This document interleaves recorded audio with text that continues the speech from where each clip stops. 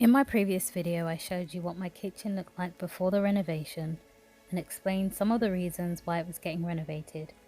Feel free to watch that video if you'd like more details on that.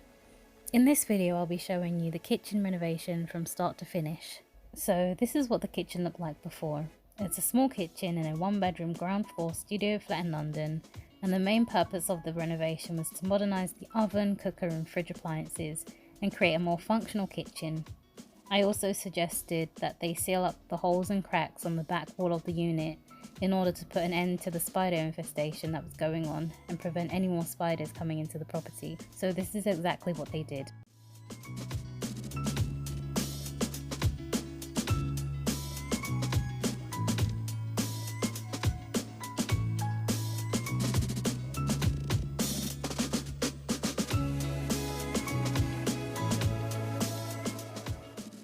As you can see in the pictures, they ripped out the entire combi unit, binned it and placed new and modern looking units in their place.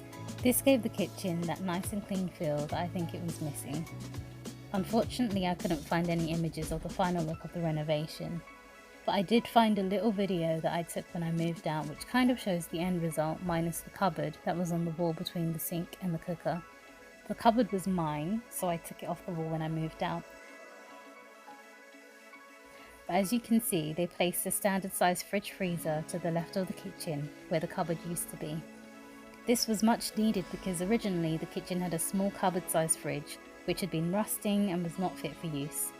Overall, I was very happy with the mini renovation and thought this is how the kitchen should have looked in the first place.